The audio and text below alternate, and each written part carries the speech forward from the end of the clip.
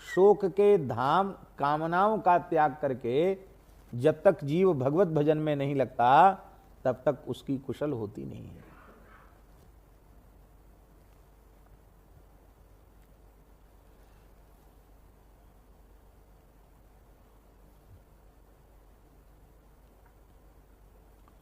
क्यों विश्राम नहीं मिलता तब तक कुशलता क्यों नहीं होती है? क्योंकि तब लगी हृदय बसत खल नाना, लोभ मोह मच्छर मदमाना। कब तक? बोले जब लगी उर्न बसत रघुनाथा, धरे चाप सायक कटिभा था। धनुर्वाणधारी श्री राम जी जब तक हृदय में नहीं विराजते हैं। अच्छा, अब एक प्रश्न है कि राम जी हृदय में विराजें कैसे? राम जी के हृदय में विराजने से विश्राम मिलेगा, तो राम जी हृदय में विराजें कैसे? तो इस प्रश्न का समाधान यह है कि पहले यह विचार करो कि संसार हृदय में घुसा कैसे?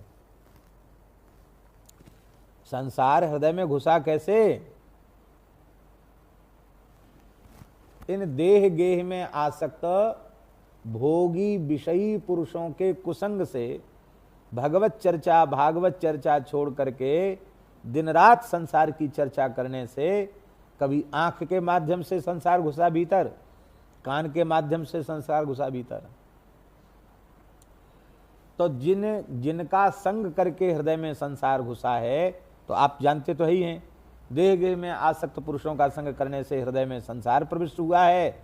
ऐसे ही देह गेह से विरक्त भगवान के प्रेमी अनुरागी संत हैं, पूज्य श्री भक्तमाली जी के जैसे, पूज्य श्री पंडित जी महाराज के जैसे, पूज्य बाबा श्री ठाकुरदास जी महाराज के जैसे, पूज्य श्री राधा बाबा के जैसे, पूज्य श्री बाबा बालकृष्णदास जी महाराज के जैसे, ऐसे संतों का संग करेंगे और उन संतों के चरणों में बैठकर बार बार भगवान नाम रूप लीला का आस्वादन करे, तो धीरे धीरे हृदय से संसार निकल के बाहर हो जाएगा और प्रविष्टक कर्णरंध्रेण स्वानाम भाव सरोरुहम धुनोति शमलं कृष्ण सलिलस्य था शरद।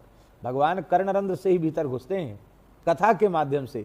इसलिए जीव को परम विश्राम देने वाली कथा है, अनुभव कर लो।